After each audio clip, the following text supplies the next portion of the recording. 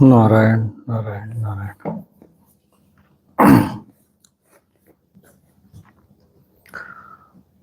गजाननं भूतगणादिसेवितं कपित्थजम्बूफलचारुभक्षणं उमासुतं शोकविनाशकारकं नमामि विघ्नेश्वरपादपङ्कजं। वक्रतुण्डमहाकाय सूर्यकोटिसमप्रभ निर्विघ्नं कुरु मे देव सर्वकार्येषु सर्वदा। गुरुब्रह्मा गुरुविष्णु गुरुदेवो महेश्वर गुरुसाक्षात् परब्रह्म तस्मै श्रीगुरवे नमः। वन्दे मुनिं नारायण स्वयं यथा प्राप्त कृपालोकालोकमुक्ता कलिर्ग्रहात् यस्य तण्डागतच्युतो राजतेयं रसात्मकं तमच्युतं कथापुञ्जे सुपूजन्तं शुभं भजे। श्रीधरं श्रीधरं श्रीधरेकपरायणं राधा भक्ति हरिर्ज्ञानं तभ्यां च समन्वितां शिवागुतिं गाथां वन्दे कृष्णाय वासुदेवाय हरये परमात्मने प्रणतक्लेशनाशाय गोविन्दाय नमो नमः। ओम नारायण नारायण नारायण।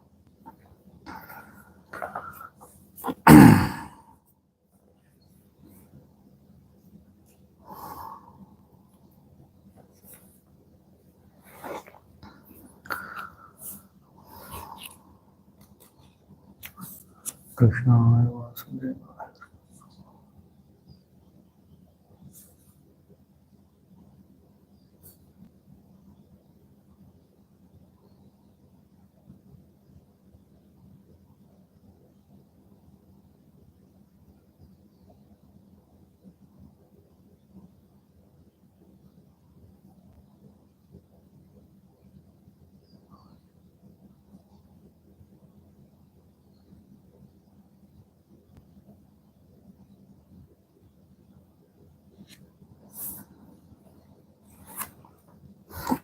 कल हमें सभी श्रद्धालुओं ने नवम स्कंद का वर्णन हमने सुना, जिसके अंतर्गत यदुवंश का वर्णन आता है।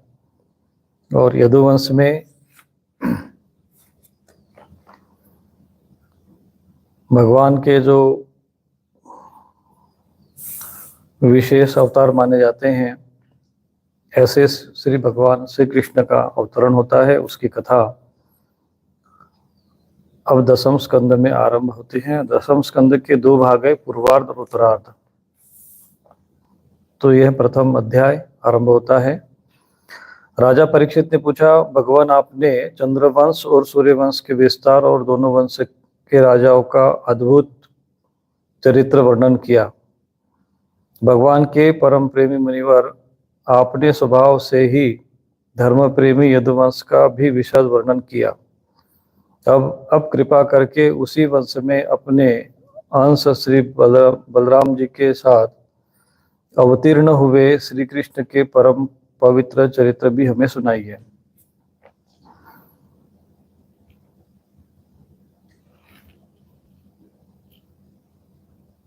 भगवान श्री कृष्ण समस्त प्राणियों के जीवन दाता एवं सर्वात्मा है। उन्होंने यदुवंश में अवतार लेकर जो जो लीलाएं की, उनका विस्तार से हम लोगों को श्रवण कराइए। जिनकी तृष्णा की प्यास सर्वदा के लिए बुझ चुकी है, वे जीवन मुक्त महापुरुष, जिनका पूर्ण प्रेम अतृप्त रहकर गान किया करते हैं। मुमुक्षु जनों के लिए जो भक्तों भवरोग का रामबाण औषध है, तथा विषयी लोगों के लिए उनके कान और मन को परम आह्लाद देने वाला है। भगवान श्री कृष्ण कैसे सुंदर सुखद गुणानुवाद से पशुघाती अथवा आत्मघाती मनुष्य के अतिरिक्त ऐसा कौन है जो विमुख हो जाए, उससे प्रीति न करे। जब कुरुक्षेत्र में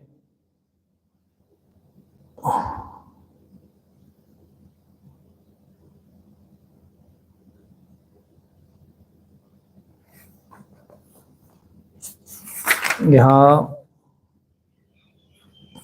कई जगह पे त्रुटिपूर्ण स्थितियां यहाँ पर आती है, क्योंकि हिंदी अनुवाद करते समय ये लोग ऐसी गलतियां कर देते हैं, जिसके कारण थोड़ा हमें अब यहाँ पर पितामहा में समरे अमर जये ऐसा वर्णन आता है।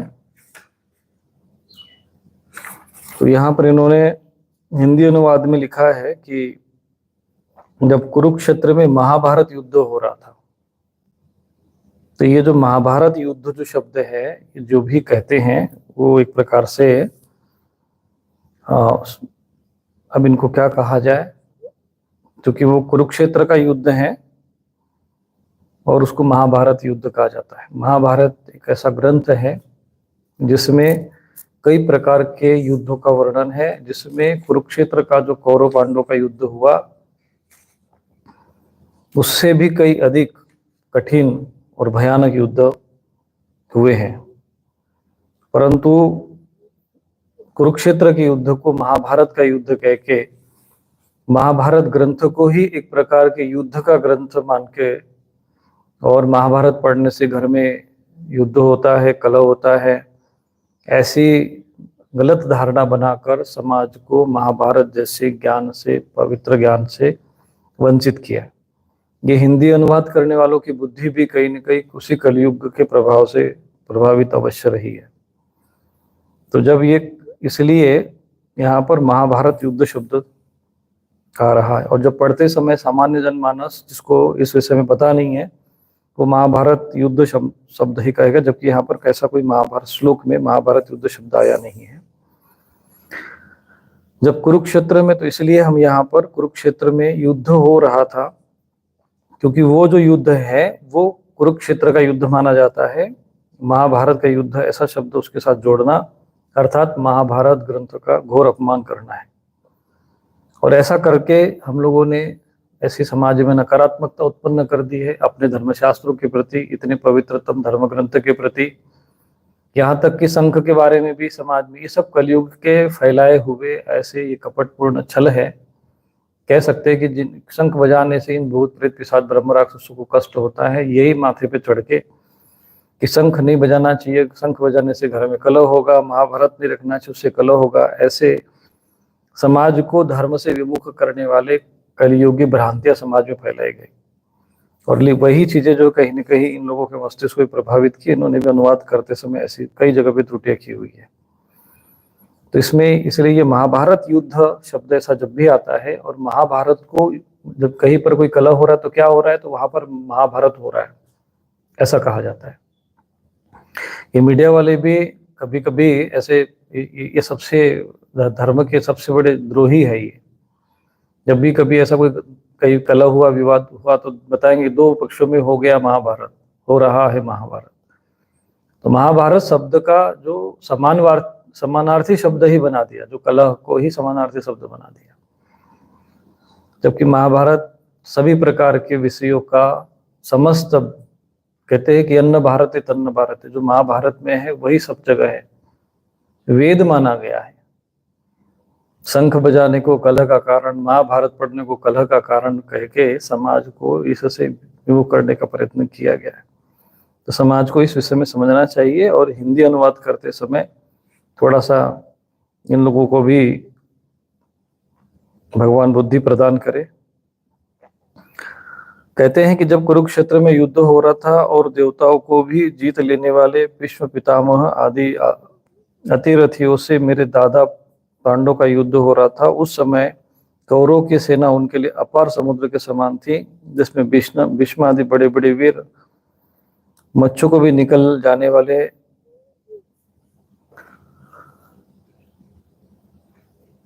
तिमिरगिल मच्छों की भांति भय उत्पन्न कर रहे थे, परंतु मेरे स्वनाम धन्य पितामह भगवान श्री कृष्ण के चरण कमलों की नौका का आश्रय लेकर उस समुद्र को अनायासी पार कर गए, ठीक वैसे ही जैसे कोई मार्ग में चलता हुआ स्वभाव से ही बछड़े की खूर का गड्ढा पार कर जाए। महाराज, मेरा ये शरीर है जो आपके सामने है, तथा जो कौरव और पांडव दोनों ही वंशों का एकमात्र आधार था, अश्वत्थामा के ब्रह्मास्त्र से जल चुका था। उस समय मेरी माता जब भगवान की शरण में गई, तब उन्होंने हाथ में चक्र लेकर मेरी माता के गर्भ में प्रवेश किया और मेरी रक्षा की। ये राजा परीक्षित बता रहे हैं केवल मेरी ही बात नहीं, वे समस्त शरीरधारियों के भीतर आत्मा रूप में रहकर अमृत तत्व का दान कर रहे हैं और बाहर काल रूप में रहकर मृत्यु का। मनुष्य के रूप में तो यहाँ पर भगवान को परीक्षित कहते हैं कि वो आत्मा रूप में रहकर अमृत तत्व का प्रदान करते हैं और बाहर काल रूप में रहकर भगवान को काल भी कहा गया है। यहाँ मनुष्य के रूप में प्रतीत होना यह तो उनकी एक लीला है। आप उन्हीं की ऐश्वर्य और माधुर्य से पूर्ण लीलाओं का वर्णन कीजिए। भगवान, आपने अभी बतलाया था कि बलराम जी रोहिणी के पुत्र थे, उसके बाद देवकी के पुत्रों में भी अपनी उनकी गणना की, दूसरा शरीर धारण किए बिना ये दोनों माताओं का पुत्र होना कैसे संभव है? तो यहाँ पर एक प्रश्न है कि बलराम जी रोहिणी के पुत्र थे, ये कहा जाता है, और उनकी गणना देवकी के पुत्र में भी होती है। तो दूसरा शरीर धारण किए बिना ही दो माताओं का पुत्र कैसे संभव है? एक व्यक्ति दो माताओं का पुत्र कैसे हो सकता है? असुरों को मुक्ति देने वाले और भक्तों को प्रेम वितरण करने वाले भगवान श्री कृष्ण अपने वात्सल्य स्नेह से भरे हुए पिता का घर छोड़कर व्रज में क्यों चले गए? यदुवंश शिरोमणि भक्तवत्सल प्रभु ने नंद आदि गोप बंधु के साथ कहाँ का निवास किया? ब्रह्मा जी और शंकर जी का भी शासन करने वाले प्रभु ने व्रज में तथा मधुपुरी में रहकर कौन कौन सी लीलाएं की? और महाराज, उन्होंने अपनी माता के भाई मामा कंस को अपने हाथों से क्यों मार डाला? वह मामा होने के कारण उनके द्वारा मारे जाने योग्य नहीं था। मनुष्य आकार सच्चिदानंदमय विग्रह प्रकट करके द्वारकापुरी में यदुवंश के साथ उन्होंने कितने वर्षों तक निवास किया? और सर्वशक्तिमान प्रभु की पत्नियां कितनी थी? मैंने श्री कृष्ण की जितनी लीलाएं पूछी है और जो नहीं पूछी है वे सब आप मुझे विस्तार से सुनाइए, क्योंकि आप सब कुछ जानते हैं और मैं बड़ी श्रद्धा के साथ उन्हें सुनना चाहता हूँ। भगवान, अन्न की तो बात ही क्या, मैंने जल का भी परित्याग कर दिया है। उस समय जब राजा परीक्षित कथा सुन रहे थे, उस समय उन्होंने अन्न का भी त्याग कर दिया था। और यहाँ पर कुछ लोग ऐसे भी महानुभाव होते हैं कि कथा सुनने जाना हो तो खूब खा पी कर जाते हैं और फिर कथा वाले मंडप में बैठकर खूब निद्रा का आनंद उठाते हैं। तो कम से कम जब कथा सुने तो प्रयत्न करना चाहिए कि एक समय ही भोजन करे, और ये भी प्रयत्न करना चाहिए कि कथा सुनने के उपरांत ही भोजन करें। फिर भी वह असह्य भूख प्यास मुझे तनिक भी नहीं सता रही, क्योंकि मैं आपके मुख कमल से झरती हुई भगवान की सुधामयी लीला कथा का पान कर रहा हूँ। सूत जी कहते, शौनक जी, भगवान के प्रेमियों में अग्रगण्य एवं सर्वज्ञ श्री वासुदेव जी महाराज ने परीक्षित का ऐसा समीचीन प्रश्न सुनकर उनका अभिनंदन किया और भगवान श्री कृष्ण की उन लीलाओं का वर्णन आरंभ किया जो समस्त कलिमलों को सदा के लिए धो डालती है। श्री सुखदेव जी ने कहा कि भगवान के लीला रस के रसिक राजर्षि सम्यक व्यवसिता बुद्धि तव राजर्षि सत्तम वासुदेव कथा यमते यद जाता नैष्टिकी रति।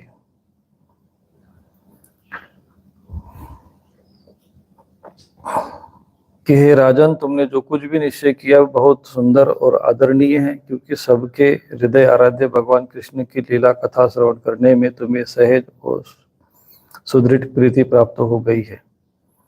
भगवान श्री कृष्ण की कथा के संबंध में प्रश्न करने से ही वक्ता, प्रश्नकर्ता, श्रोता तीनों ही पवित्र हो जाते हैं, जैसे गंगा जी का जल अथवा शालिग्राम का चरणामृत सभी को पवित्र कर देता है। यहाँ पे दो बातें समझ में चाहिए कभी भी।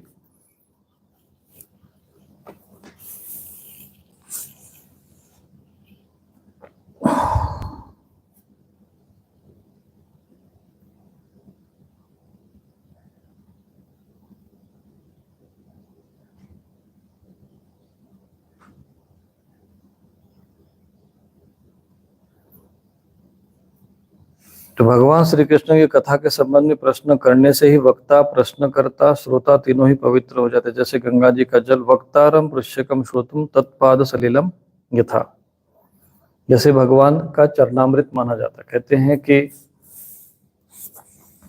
विष्णु पादोदकम पीत्वा पुनर्जन्म न विद्यते। तो ये शालिग्राम शिला जो है, जो भगवान का विग्रह माना जाता है, भौतिक विग्रह माना जाता है, तो इसका जो चरणामृत पान करने से सभी को ये पवित्र कर देता है। गंगा जी का जल भी पवित्र कर देता है।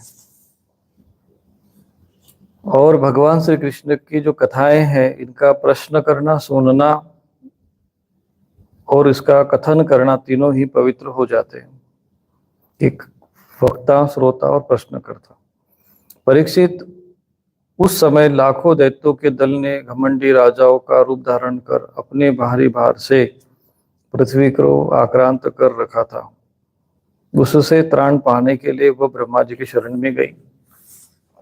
अब यहाँ पर भगवान श्री कृष्ण की कथाओं का, लीलाओं का वर्णन आता है। ये कथाओं का जो वर्णन हम सुने, उसके पहले कुछ विषय हमें ये समझना बहुत आवश्यक है कि भगवान श्री कृष्ण की जब लीलाएं होती हैं तो कई लोगों के मन में जब इसका श्रवण करते हैं तो अनेक शंका कुशंकाएं मन में होती हैं कि भगवान श्री कृष्ण की जो लीलाएं हैं वे इस प्रकार से विशेष क्यों मानी गई, अथवा ये कैसे संभव है, ऐसा भी प्रश्न उठेगा मन में। जैसे कि उनके 16,108 विवाह का आदि के सारे प्रश्न हैं। तो यहाँ पर हमें एक बात इस कथा का श्रवण करने के पहले समझ लेनी है कि भगवान श्री कृष्ण की कथा किसी मनुष्य की कथा नहीं है।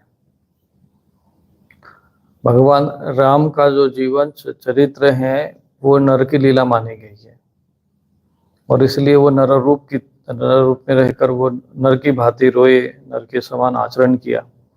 और भगवान श्री कृष्ण की लीलाएं जो है वो नारायण की लीला मानी गई है। तो भगवान नारायण की जब लीला है तो वह मनुष्य बुद्धि से परे है।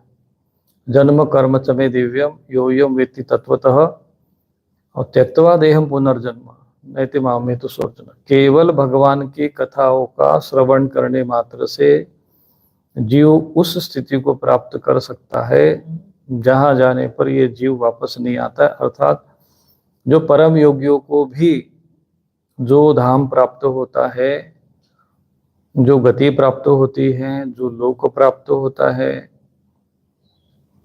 जो उसकी महिमा होती है, वह केवल भगवान श्री कृष्ण के कथाओं का, लीलाओं का, जन्म और कर्म की लीलाओं का वर्णन सुनने से हो जाती है, इसको समझने से। परंतु कैसे?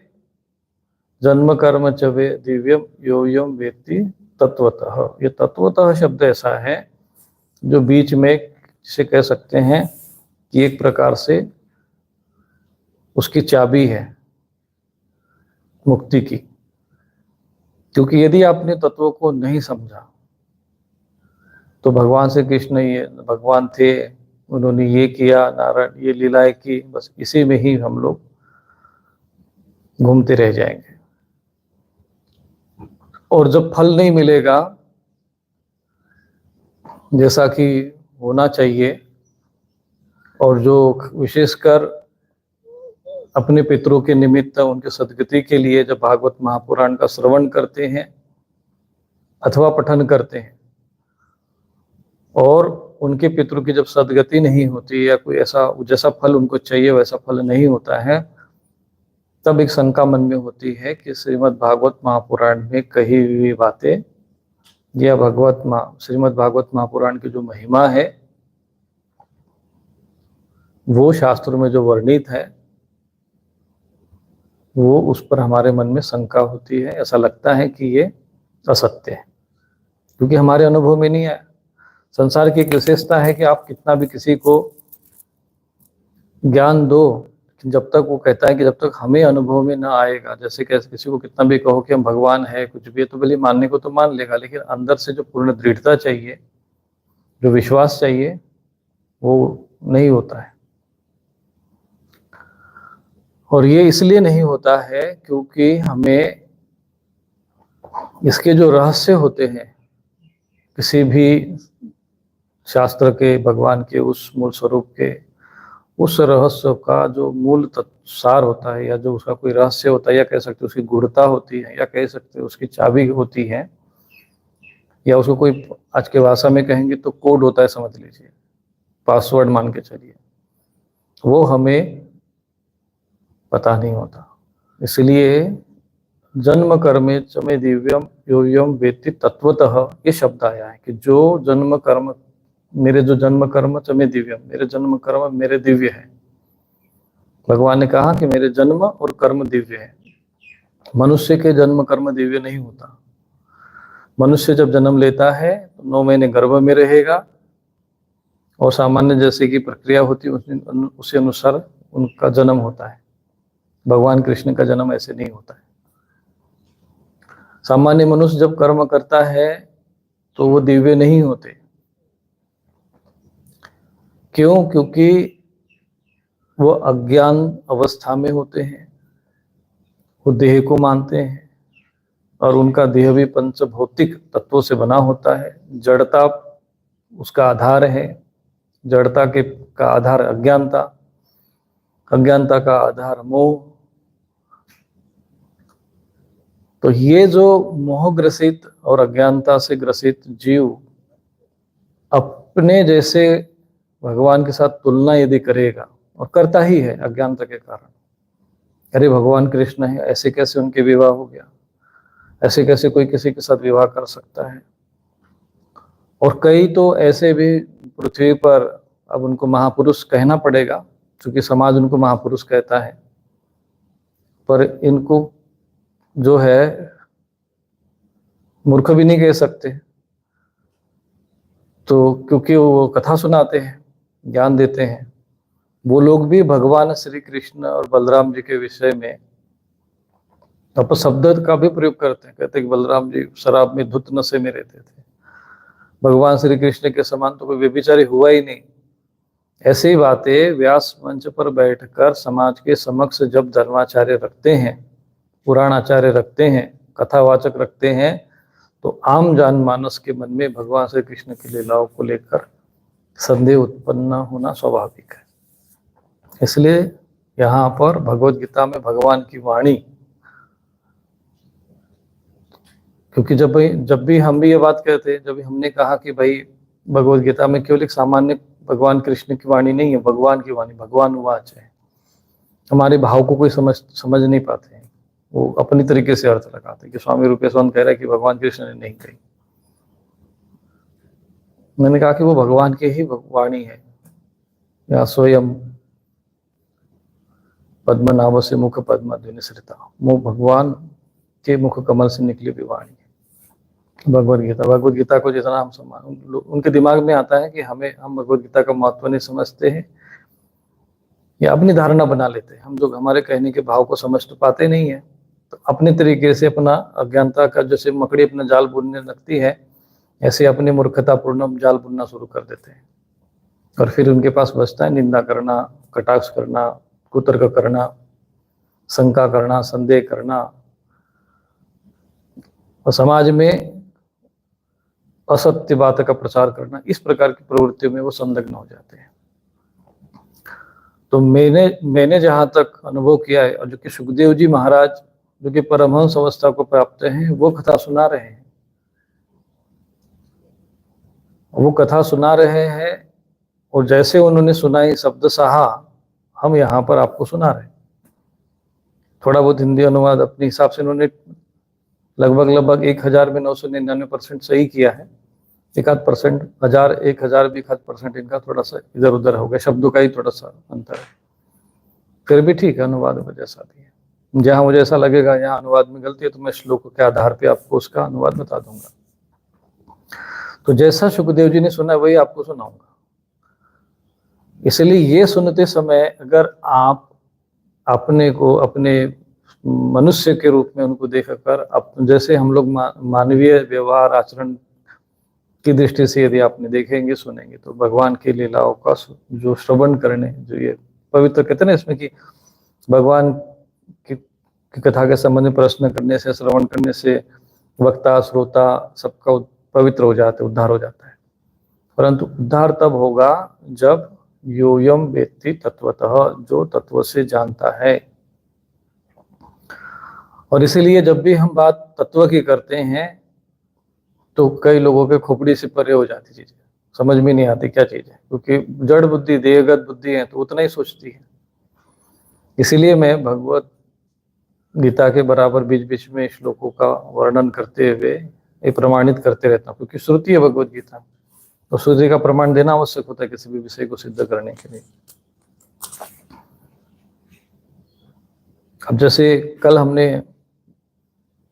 वंशों का वर्णन सुना, वैवस्वत मनु के वंश का वर्णन सुना पूरा, सूर्य वंश, चंद्र वंश। उसमें कई वंशों में क्षत्रिय वंश में उनके जो पुत्र हुए वो ब्राह्मण हो गए, और कई ब्राह्मण वंश में जन्म हुए वो क्षत्रिय हुए, कई वैश्य भी हुए।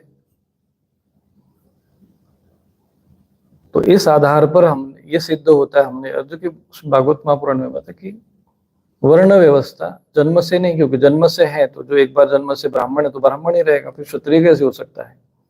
और जब क्षत्रिय है तो फिर वो सदैव क्षत्रिय रहेगा। जैसे विश्वामित्र जी, ऋषभदेव जी के 81 पुत्र, और भी कई वर्णन आए हुए उसमें, अंगिरस गोत्र वाले, उसमें मोदगलायन गोत्र के, ऐसे कई गोत्र जो हुए जो राजवंश में ब्राह्मण हुए। अब राजवंश में कोई ब्राह्मण कैसे जन्म लेगा। जो भी अगर जन्म के आधार पर अगर लेंगे, वर्ण व्यवस्था को जन्म के आधार पर लेंगे, तो आपका ये भागवत महापुराण कि जो विषय आया वंश परंपरा का, वो तो असत्य सिद्ध हो गया, फिर तो ये तो बेकार हो गया। फिर तो ऐसे महाभारत में भी वर्णन आता है, क्योंकि वेद माना गया है। भगवत गीता में जब स्पष्ट लिखा हुआ है, चातुर्वर्ण मया श्रेष्ठम गुण कर्म विभागशय, गुण और कर्म के द्वारा चारों वर्णों की मैंने रचना की, भगवान की वाणी है। पर कुछ जो है ऐसे ऐसे मठों और पीठों पे बैठे हुए, शंकराचार्य जी के द्वारा बनाए हुए मठों पर बैठे हुए मठाचार्य जो आचार्य गण है, वो भी अपने शरीर और जाति के अहम में इतने अधिक अपनी बुद्धि को ग्रसित कर चुके हैं अहंकार के कारण, इसको कहते हैं अहंकार विमूढ़ आत्मा, कि वो शास्त्र के सत्य को भी स्वीकार करना नहीं चाहते। तर्क देकर वो सिद्ध करने का प्रयत्न करते हैं, जबकि शास्त्र प्रमाण है, भगवत गीता प्रमाण है, भागवत महापुराण प्रमाण है, महाभारत प्रमाण है कि वर्ण व्यवस्था का आधार गुण कर्म है। लेकिन जबरदस्ती सिद्ध करने का प्रयत्न करते कि नहीं, हम ब्राह्मण के कुल में जन्म लिए हैं तो हम ब्राह्मण ही है, हम पूजनीय है, भले हमारे कर्म शूद्र जैसे हो, चांडाल जैसे हो, वो शास्त्र की बातें हैं तो बोले शास्त्र सब बेकार है, कूड़े कचरे करकट में डाल दीजिए, हम जो कह रहे वही सत्य है। ऐसे दुराग्रह करके शास्त्रों की अवहेलना करने वाले लोग आज बड़े बड़े मठों पर बैठे हुए आचार्य बनकर, पीठाचार्य बनकर समाज में पूजनीय होते हैं, पूजे जा रहे हैं। सोने की छत बाकायदा उनके ऊपर छत्र लगा हुआ है। अब ऐसे ऐसे महापुरुष, जब अब इनको महापुरुष कैसे भी कहे, अब तो कहना पड़ेगा, समाज कहता है, इसलिए भी जब अशास्त्रीय बातें कहते हैं, बिना प्रमाण के बातें कहते हैं, केवल तर्क का सहारा लेते हैं, शास्त्र और को जो है एकदम अवहेलना कर देते हैं, तब मेरे जैसा साधारण साधु ये विषय जब रखता है तो लोगों को उस पर विश्वास करने में, जबकि हम अपनी बात 1% भी नहीं कह रहे, इसमें सारी बातें केवल शास्त्र की बता रहे कि वे राजवंश में ब्राह्मण हुए। विश्वामित्र जी भी उदाहरण है, ऋषभदेव जी का उदाहरण है, और भी कई वर्णन है उसमें। यदुवंश में भी जो चंद्रवंश में वो धारष्टा आदि जो हुए, उनके जो पुत्र हुए वो भी कई ब्राह्मण बन गए, वैश्य हो गए, वो धारष्टा आदि में वैश्य हो गए। तो आप ब्राह्मण बन सकते हैं, क्षत्रिय बन सकते हैं, किसी भी घर में जन्म लेकर आप ब्राह्मण बन सकते हो, क्षत्रिय बन सकते हो। तो इससे सिद्ध होता है कि गुण और कर्म के आधार पर कोई भी व्यक्ति किसी के भी घर में जन्म ले, ब्राह्मण या क्षत्रिय या वैश्य या शूद्र हो सकता है कर्मों के आधार पे। चांडाल भी हो सकता है, परमहंस भी हो सकता है, देव भी हो सकता है, ऋषि भी हो सकता है, और राक्षस भी हो सकता है। रावण कौन था? रावण को राक्षस क्यों कहते हैं? कहते कि नहीं उसकी माता राक्षस कुल की थी, माता से तो कुल चलता नहीं है, पिता से चलता है। वो तो ऋषि, विश्रवा ऋषि का पुत्र है, ऋषि पुत्र था वो। तो ऐसे कैसे होता है ये सब चीजें? तो ये सब चीज इससे सिद्ध होता है कि गुण और कर्म आधार है, और गुण कर्म विभाग से है, और भगवद गीता में स्पष्ट लिखा हुआ है। अगर गुण और कर्म का कोई महत्व नहीं होता तो सीधा गुण की जगह जन्म लिख दिया होता, जन्म कर्म विभाग से, तो सारा मामला ही खत्म हो जाता, बोलने की किसी की आवश्यकता नहीं रहती। लेकिन वो लोग भगवत गीता को भी अपने पैरों तले कुचल देते हैं, केवल इसलिए कि हम एक गद्दी पे बैठे हैं तो हम पूजे जाए, बस जाति के नाम पर, पद के नाम पर, भले हमारे कर्म नीच हो चाहे जैसे भी हो।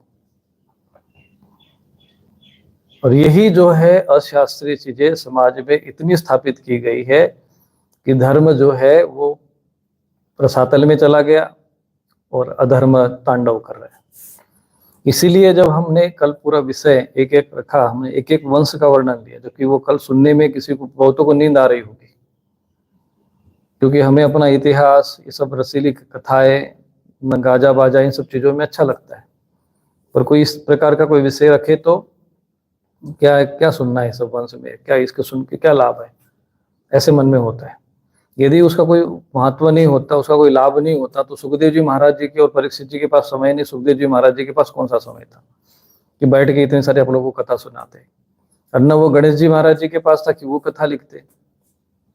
तो कहने का तात्पर्य ये है कि शास्त्र के तात्पर्य को यदि आप नहीं समझेंगे, तब तक आपको शास्त्र में लिखे हुए इन बातों का कोई फल नहीं मिलेगा। यदि आप भगवान कृष्ण की जन्म की लीलाएं, उनके कर्म और जन्म की लीलाओं को तत्व से नहीं समझेंगे, यो यम वेत्ति तत्वतः त्यक्त्वा देहम न पुनर्जन्म, फिर उसका पुनर्जन्म, वो मोक्ष को प्राप्त होता है। कहेंगे महाराज हमने तो कथा सुन ली, लेकिन तुमने तत्व से नहीं सुनी। कहते तत्व होता क्या है? इसीलिए श्रीमद् भागवत महापुराण हो चाहे भगवत गीता हो, सबसे पहले तत्व का ही विषय आता है, पुरुष प्रकृति का वेद, देह को अलग और आत्मा को अलग करके तब ये ज्ञान प्राप्त करना पड़ता है। ऐसे ही भगवान श्री कृष्ण को सामान्य मनुष्य से अलग करके नारायण के रूप में यदि देखेंगे, तब आप भगवान कृष्ण की लीलाओं का जो है सार समझ पाएंगे, नहीं तो बिल्कुल समझ नहीं पाएंगे। भगवान ने कहा अर्जुन से कि बहुनी में व्यतीतानि तव जन्मानि चार्जुन, तेरे मेरे भी बहुत सारे जन्म बीत गए, पर तू जानता नहीं, मैं जानता हूं। भगवान ने अपना विराट रूप दिखा दिया, चतुर्भुजधारी भी दिखाया, द्विभुज में कृष्ण के रूप में दिखाया, फिर विष्णु के रूप में दिखाया, और फिर सहस्त्र शीर्षा पुरुष, सहस्त्राक्ष, सहस्त्रपाद, वो विराट रूप भी दिखा दिया। वो कृष्ण के रूप में भी दिखाई दिए, वो काल के रूप में भी दिखाई दिए, उन्होंने विभूतियों के सब रूपों में दिखा दिया कि मैं ही हूं। क्या एक साधारण मनुष्य अपने आप को इस रूप में प्रकट कर सकता है? किसी बड़े से बड़े महायोगी ने अपने आप को इस रूप में प्रकट किया है? इस रूप में इनका ऐसा कोई वर्णन आया है? क्योंकि महाभारत का जो रचना हुई उसके बाद महर्षि व्यास जी को लगा कि कुछ तो कमी है जो मुझे शांति नहीं मिल रही है, और तब नारद जी आकर कहते हैं कि नहीं, आपने भगवान के गुणों का जो है गुणानुवाद नहीं किया है। उसके बाद महाभारत के बाद श्रीमद् भागवत महापुराण, चूंकि महाभारत में समस्त इतिहास का वर्णन आ चुका है, फिर ये श्रीमद् भागवत महापुराण की आवश्यकता क्या थी? तो इसका अर्थ ये है कि श्रीमद् भागवत महापुराण को जो उसमें विशेषकर भगवान की लीलाओं का वर्णन है, भगवान श्री कृष्ण की लीलाओं का वर्णन है, उसको समझना बहुत आवश्यक है। और इसलिए यहाँ पर दशम स्कंद, उसके दो भाग बनाए, पूर्वार्ध उत्तरार्ध पूर्वार्ध है। एकादश स्कंद में भी भगवान गीता, दो स्कंद श्रीमद् भागवत महापुराण के भगवान श्री कृष्ण को समर्पित है। और भगवान श्री रामचंद्र जी को तो अष्टम अध्याय में ही उनका पूर्ण कर दिया, अष्टम नवम सूर्यवंश वाले, क्योंकि उनका विषय नहीं, तो भगवान श्री कृष्ण को ही चुना गया। क्यों? तो यहाँ पर कहा गया कृष्णस्तु भगवान स्वयं, यानी भगवान जैसे हैं वैसे ही प्रकट हुए। यानी अपने सारे सामर्थ्य के साथ प्रकट हुए, विष्णु रूप में भी, विराट रूप में। और फिर भी उनकी लीलाएं, फिर भी उनके आचरण ऐसे थे जैसे सामान्य मनुष्य की भांति। और जब उनके आचरण को देखकर ये सोचोगे आप कि ये भी सामान्य व्यक्ति हैं, हमारी तरह खा रहे, हमारी तरह स्त्री के साथ व्यवहार कर रहे हैं, तो इनमें और हमारे में कोई अंतर नहीं है, तो फिर होगी आपकी सदगति और आपके पितर भी तर गए फिर। इसलिए भगवान श्री कृष्ण के लीलाओं को ध्यान में, उनके व्यवहार आचरण के उस परे आपका चिंतन जाना बहुत आवश्यक है।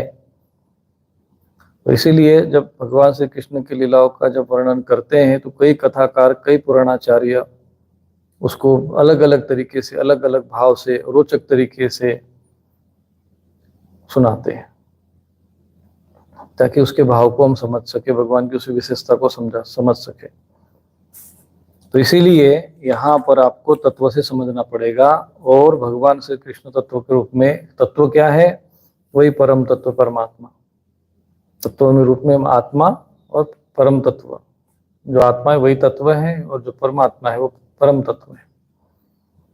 और जहाँ परम तत्व की जब बात आती है तब वहां न कोई रूप होता है, न कोई आकार होता है, न कुछ नहीं, वो निराकार है, सर्वव्यापक है, सर्वशक्तिमान है।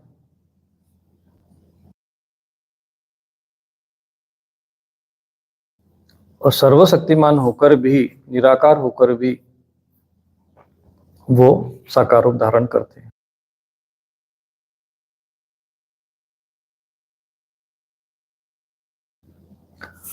कई लोग ऐसे भी हैं जो वेद को ही मानते हैं, निराकार को ही पूजते हैं। वो कहते हैं कि जो परमात्मा निराकार है वो साकार रूप कैसे धारण कर सकता है।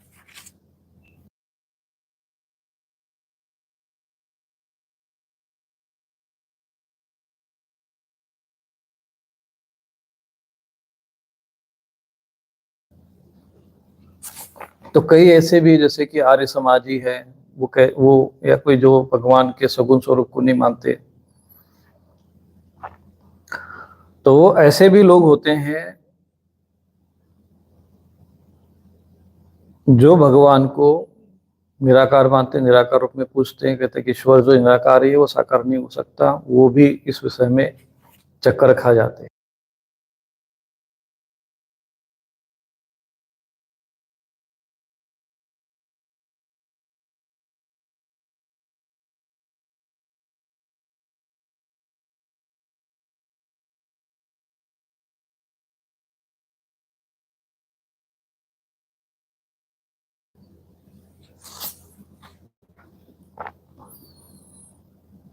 और वे भगवान को, जो उनकी जब सर्वशक्तिमान तो मानते हैं, परंतु ये नहीं मानते हैं कि वो साकार रूप ले सकते हैं, अवतरित हो सकते हैं, गाय के पीछे भाग सकते हैं। ये कैसे संभव है भाई?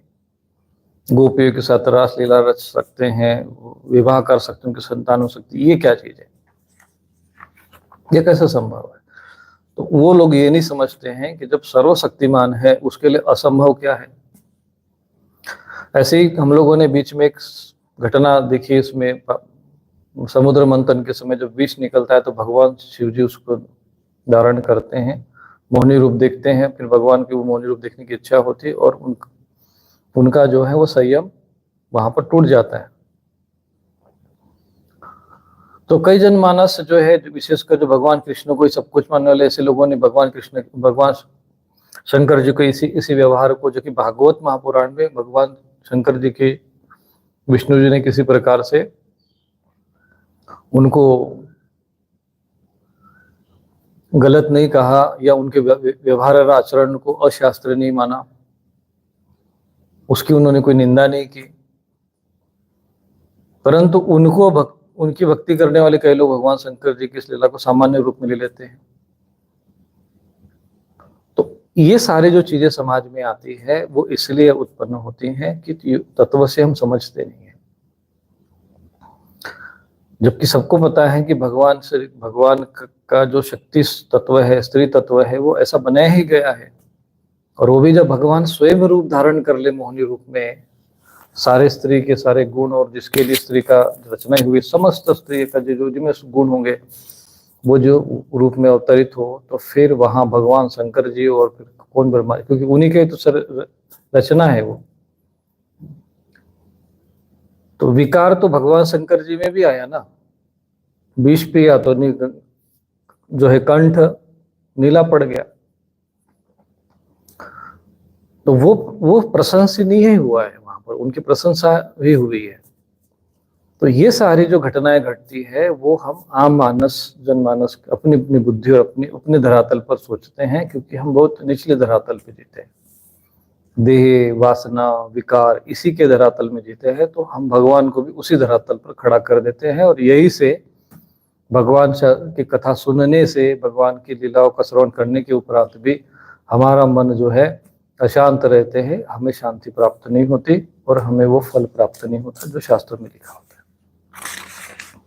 इसलिए मैं आपसे ये कहूंगा कि जब भी भगवान की ये जो कथाएं सुने, तो इसमें कहीं पर भी दो बातें आपको देखना है, इसमें कहीं पर भी भगवान के किसी भी आचरण में अधर्म नहीं है, ये बात समझ लेना। भगवान राम और भगवान श्री कृष्ण ये दो अवतार ऐसे हुए हैं जिन्होंने आचरण करते हुए अपने जीवन में एक राजा का कर्तव्य निभाते हुए, योगी मुनि की तो चलो उस रूप में है तो वो तो धर्म का पालन करने के धर्म के स्वरूप ही है, पर एक क्षत्रिय के शरीर में, मतलब क्षत्रिय वंश में जन्म लेना, क्षत्रिय शरीर में आचरण करना, इसके उपरांत भी उनके द्वारा कोई अधर्म न होना, और एक भी नहीं। अब कुछ मूर्ख जैसे भगवान राम जी की कथा करने वाले भगवान श्री कृष्ण में अधर्म देखना शुरू कर देते हैं, और श्री कृष्ण वाले भगवान राम जी में अधर्म देखते हैं कि भाई उन्होंने सीता माता का त्याग कर दिया। इधर भगवान श्री कृष्ण के अनेक विवाह हुए तो उसमें अधर्म दिखने लग जाते हैं, और ये दोनों मिलकर भगवान श्री शंकर जी में अधर्म दिखना शुरू कर देते हैं, तो शंकर जी वाले फिर इन दोनों में अधर्म दिखना शुरू कर देते हैं। तो इस तरह समाज में ये धर्माचार्य जो है समाज को इधर के उधर घुमाते रहते हैं, और आम जनमानस जो है गेंद की भांति कभी इस पाले में तो कभी इस पाले में, हाँ ये महाराज ठीक कह रहे, फिर उधर वाला कहता है हाँ ये महाराज सही कह रहे, बेचारा घूमता ही रहता है, सत्य कभी उसको समझ में नहीं आता। इसलिए मैं बार बार एक बात कहता हूँ, आप स्वयं शास्त्र पढ़ो, परंतु उसमें भी कई कई अनुवाद भी आदि वो थोड़ा सा गलत कर देने के कारण, जैसे भी ये महाभारत युद्ध शब्द है, जो कि उसमें उस श्लोक में महाभारत शब्द है ही नहीं, तो ये अनुवाद करते समय कहीं ना कहीं इनके भी थोड़ा बुद्धि पर कुछ तो अंश रूप में कली चढ़ी गया होगा, तो इसलिए ये गलतियां होती। तो हमें एक एक बिंदु पर विचार करना चाहिए और अपने मस्तिष्क को पूरी तरह से खाली कर दे कि भगवान श्री कृष्ण के किसी भी कर्म में अधर्म नहीं है। क्यों? क्योंकि धर्म संस्थापनार्थाय संभवामि युगे युगे, ये भगवान का वचन है। वो धर्म की स्थापना करने आते हैं, अगर वो और स्वयं नारायण है, बुद्धि ज्ञान धर्म ऐश्वर्य शक्ति सामर्थ्य सबके साथ वो अवतरित हो रहे। अब जो धर्म का स्वयं साक्षात स्वरूप हो, उसके विषय में हम जो देह में यहाँ बैठे हुए देहासक्त सांसारिकता में जी रहे हैं, उस और हम खुद कीचड़ में हैं, संसारिकता के कीचड़ में फंसे हुए, अधर्म के अज्ञानता के जड़ में फंसे हुए हैं, और फिर हम भगवान नारायण और जो धर्म का ही स्वरूप है, जैसे कोई कीचड़ पवित्र गंगा जल में, शुद्ध पवित्र गंगा जल में अशुद्धता खोजे, ऐसी मूर्खता होगी, जैसी मूर्खता होगी ऐसी ही मूर्खता ये होती है जो विषयों में डूबा हो, जो अज्ञानता में डूबा हो, जो जीव बनकर अपने को देह मान रहा हो, भौतिकता में जी रहा हो, वो दिव्य स्वरूप देह से परे चिन्मय चिदानंद में देह तुम्हारी विगत विकार जाने कोई अधिकारी, तो उसको चिन्मय देह में रहने वाले भगवान के विषय में, साक्षात नारायण कृष्ण के विषय में यदि कोई शंका करे तो उस मूर्ख को क्या कहा जाए। इसीलिए भगवान श्री कृष्ण के जीवन में कहीं पर भी अधर्म नहीं है। श्रीमद् भागवत महापुराण में भी कोई बात नहीं स्पष्ट रूप से कही गई है, जैसा भी सुखदेव जी महाराज ने वर्णन किया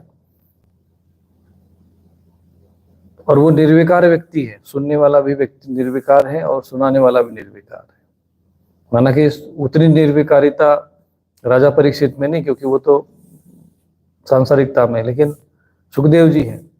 इतना निर्विकार पुरुष जब जिस विषय का वर्णन कर रहा हो उसके विषय में शंका संदेह करना मूर्खता होगी। इसलिए यदि आपको कल्प इसका विशेष फल जैसा अगर चाहिए तो आपको मन में धारणा रखना पड़ेगा कि इसमें भगवान की कथा में कहीं अधर्म नहीं है, और स्वयं नारायण अपने समस्त ज्ञान शक्ति बुद्धि सबके सारे ऐश्वर्य के साथ भगवान श्री कृष्ण के रूप में एक रूप धारण करते हैं और वो आचरण करते हैं हमारे बीच में साक्षात, जो दिखते हुए भी वो अपने ही स्वरूप में स्थित है। और साक्षात भगवान एक प्रकार से कह सकते हैं कि जो निराकार स्वरूप परमात्मा है वो जैसा है वैसा ही उन्होंने साकार रूप में अपने आप को प्रस्तुत किया भगवान श्री कृष्ण के रूप में। तो इसलिए ये पवित्र तभी करेंगे जब आपका मन बुद्धि और ये सब निर्मल होकर आप इसको श्रवण करेंगे। तो कहते हैं कि जैसे गंगा जी का जल और शालिग्राम शिला का, तो यहाँ पर शालिग्राम शिला और गंगा जी का शालिग्राम शिला का भी वर्णन आता है। तत्पाद सलीलम कहा गया है, तो गंगा जल को ही कहा गया है। गंगा जी के जल को भी भगवान का ही पादोदक कहेंगे क्योंकि भगवान के चरण कमलों से निकली है। और शालिग्राम शिला भी भगवान नारायण का साक्षात स्वरूप माना जाता है। उनका भी जो स्नान कराने से जो जल होता है वो भी गंगा जल से ही समान पवित्र है। दोनों में से किसी एक को, क्योंकि तत्पाद सलीलम कहा गया है कि भगवान के जो चरणामृत जैसा पवित्र कर देता है, ऐसी भगवान की जो कथा है, सुनने वाले सुनाने वाले प्रश्न करने वाले तीनों को पवित्र कर रहे थे। परीक्षित उस समय लाखों दैत्यों के दल ने घमंडी राजाओं का, अहंकारी राजाओं का रूप धारण करके अपनी भारी भार से पृथ्वी को आक्रांत कर रखा था। उससे त्राण पाने के लिए वह पृथ्वी ब्रह्मा जी की शरण में गई। पृथ्वी ने उस समय गौ का रूप धारण कर रखा था। आप कहेंगे पृथ्वी, अब यही प्रश्न लोगों को उठता है, पृथ्वी माता कैसे गौ का रूप धारण कर लेगी? ये बड़ा विचित्र लोगों के मन में प्रश्न होता है, क्योंकि वो दिव्यता को समझते नहीं, तत्व को समझे ही नहीं, तो कैसे समझ में आएगा? यहाँ छोटी छोटी शंकाएं उठती है। कई लोग फिर बाद में जब कथा तो सुन लेते हैं, फिर प्रश्न करने आते हैं, फिर एक एक व्यक्ति को हमें उत्तर देना पड़ता है। हम नहीं चाहते, हमारा उद्देश्य ये है कि जो शास्त्र का विषय आपके समक्ष रख दी, इसलिए मैं लाइव ये विषय ले रहा हूँ। कल ये नहीं किसी को लगना चाहिए कि स्वामी रूपी सर ने कोई कटपीट करके सुनाया हो। तो गौ का रूप धारण के, जैसे गंगा जी भगवती देवी रूप में है, पर वो जल रूप धारण कर लेती है। और गंगा जी जल में है और स्त्री रूप भी धारण कर लेती है। और स्त्री रूप में धारण नहीं करती तो पितामह भीष्म की माता कैसे होती, शांतनु जी की पत्नी कैसे होती वो? तो चूंकि हम देवता है नहीं, तो हम देवताओं के सामर्थ्य और शक्ति को कैसे समझ पाएंगे? जैसे चींटी मनुष्य के बारे में नहीं समझ सकती। जैसे चींटी को कहा जाए कि भाई ये मनुष्य लोग मोबाइल से अमेरिका में बात करते हैं, भारत में बैठ के अमेरिका में बात करते, अमेरिका में बैठ के भारत में बात करते, तो वो चींटी को क्या समझ में आएगा? क्योंकि चींटी जो है मनुष्य है नहीं। ऐसे ही देवताओं के उस दिव्यता को, दिव्य शक्ति को हम लोग समझ नहीं सकते हैं, इसलिए सारे प्रश्न होते, परंतु वो सत्य है। वो चींटी कितना भी कहते कि नहीं ये तो ये संभव ही नहीं है कि यहाँ बैठे बैठे इतने दूर कोई सुन लेगा, इसी प्रकार से ये सारे प्रश्न मन में रखना नहीं है। पृथ्वी ने गौ का रूप धारण किया तो गौ का रूप धारण कर सकती है। और विष्णु पत्नी भी माना गया है उनको। उनके नेत्रों से आंसू बहकर मुंह पर आ रहे थे, उनका मन तो खिन्न था ही, शरीर भी बहुत कृश हो गया था। इसीलिए गाय को और पृथ्वी को ये आप एक दूसरे को समान समझिए। जिस समय पृथ्वी पर गौ माता कष्ट में हो, मैं इसीलिए कभी कभी बोलता हूँ गौ माता को लेकर, तो हमारे ही पृथ्वी पर कई ऐसे नराधम होते हैं जो एक संत महापुरुष यदि कोई बात कह रहा हो, गौ माता की बात कर रहा हो, गंगा जी की रक्षा की बात कर रहा हो, तो ये ऐसे ही अपने को सनातन धर्म के अनुयायी कहने वाले ऐसे नर पिशाच बैठे हुए हैं कि उनको हमारी बात का पीछे जो भाव है वो समझ में नहीं आता। उनको अपनी राजगद्दी दिखती है, उनको अपना सत्ता और स्वार्थ कहते तो कुछ नहीं दिखता है। गाय कत्ल खाने में जा रही है, उसकी जो रक्त से पृथ्वी पट रही है, उधर उनका चिंतन नहीं, उसके दुष्परिणाम का उनको पता, उसके जो परिणाम होंगे उनको भी उसका ज्ञान नहीं है। बड़ा कठिन है ये सारा विषय समझाना। तो गौ जो है के रूप में वो पृथ्वी रूप धारण करके गई। वो बड़े करुण स्वर में रंभा रही थी। ब्रह्मा जी के पास जाकर उसने अपनी पूरी कष्ट कहानी सुनाई। ब्रह्मा जी ने बड़ी सहानुभूति के साथ उनकी पूरी दुख गाथा सुनी। इसके बाद वे भगवान शंकर और स्वर्ग के अन्य प्रमुख देवता और गौ के रूप में पृथ्वी को अपने साथ लेकर श्री सागर के तट पर गए। भगवान देवताओं के भी आराध्य है। वे अपने भक्तों को सभी समस्त अभिलाषा पूर्ण करते हैं और समस्त क्लेशों को नष्ट कर देते हैं। वे ही जगत के एकमात्र स्वामी है। क्षीर सागर के तट पर पहुंचकर ब्रह्मा आदि देवता ने पुरुष सूक्त के द्वारा उन्हीं परम पुरुष सर्वांतर्यामी प्रभु की स्तुति की। स्तुति करते करते ब्रह्मा जी समाधिस्थ हो गए। उन्होंने समाधि अवस्था में आकाशवाणी सुनी। इसके बाद जगत के निर्माण करता ब्रह्मा जी ने देवताओं से कहा, देवताओं, मैंने भगवान की वाणी सुनी है। समाधि में वाणी सुनाई देती है। तुम लोग भी उसे मेरे द्वारा अभी सुन लो। अब देवताओं ने तो नहीं सुनी, ब्रह्मा जी ने सुन ली। तो भगवान की वाणी जो होती सब लोग नहीं सुन सकते। और फिर वैसा ही करो, उनके पाल में विलंब नहीं होना चाहिए। भगवान को पृथ्वी के कष्ट का पहले से ही पता है। वे ईश्वरों के भी ईश्वर है। अतः अपनी काल शक्ति के द्वारा पृथ्वी का हरण करते हुए जब तक पृथ्वी पर लीला करेंगे तब तक तुम लोग भी अपने अंशों के साथ यदुकुल में जन्म लेकर उनकी लीला में सहयोग दो। काल शक्ति, स्वकाल शक्तिया, भगवान का यहाँ पर एक शब्द है काल शक्ति, स्वकाल, अपनी काल शक्ति के द्वारा। ये बहुत बड़ी यहाँ पर एक व्याख्या की गई है। काल शक्ति के द्वारा भगवान पृथ्वी का भार हरण करते हुए। तो भगवान जब देखते हैं कि पृथ्वी पर अत्याचार होता है, अधर्म बढ़ता है, तब अवतार लेते हैं। और जब अवतार लेते हैं तो अपनी काल शक्ति को साथ में लेकर आते हैं और काल शक्ति के द्वारा रचना करते हैं। तो जब भी अधर्म हो, अन्याय हो, अत्याचार हो रहा हो, पृथ्वी अगर दुख में है, गौ माता अगर दुख में है, तो समझ लेना चाहिए कि भगवान की काल शक्ति सक्रिय होती है और अभी भी वो काल शक्ति सक्रिय की स्थिति में चली रही है। तो भगवान के इस काल स्वरूप को हम लोग समझ नहीं पाते हैं और इसलिए अधर्म करते रहते लोग। चलो अधर्म करते रहो, कुछ नहीं है, हम ही सर्वे सर्वा है, हम ही यहाँ के राष्ट्रपति हैं, हम ही यहाँ के प्रधानमंत्री है और हम ही सब कुछ करने वाले हैं। भगवान का वो समय उनको कोई भान और कोई चिंतन नहीं रहता है। लेकिन काल शक्ति ये सब अपने आप करवाती रहती है काल शक्ति के द्वारा। तो भगवान उस समय अवतरित होते हैं तो कहते हैं कि आप भी अपने अंशों के साथ उनकी लीला में सहयोग करें। वसुदेव गृहे साक्षात भगवान पुरुष पर जनिष्यते तत्प्रियार्थम संभवन्तु सुरस्त्रिय। कि वसुदेव जी के घर स्वयं पुरुषोत्तम भगवान प्रकट होंगे और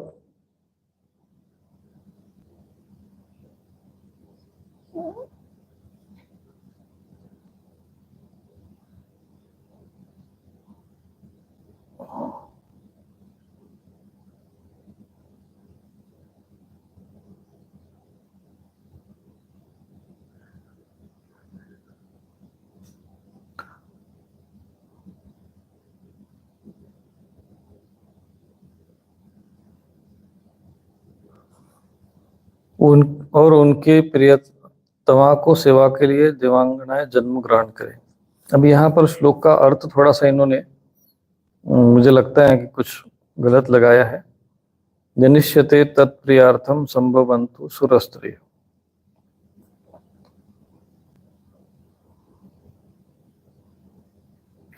यहाँ पे तत्प्रियार्थम में यहाँ प्रिया का अर्थ प्रियतमा लगाया, तो ये श्लोकों का अर्थ इन्होंने गलत लगा दिया। यहाँ पर ऐसे ही गलती कुछ न कुछ करते और श्री राधा का इसमें ब्रैकेट में लिख दिया।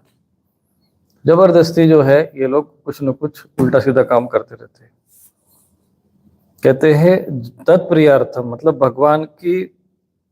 भगवान को प्रियार्थम का मतलब भगवान को प्रसन्न करने के लिए संभवंतु सुरस्त्रिय देवांगनाओं को जन्म ग्रहण करे, ऐसा यहाँ तत्प्रियार्थम आ गया।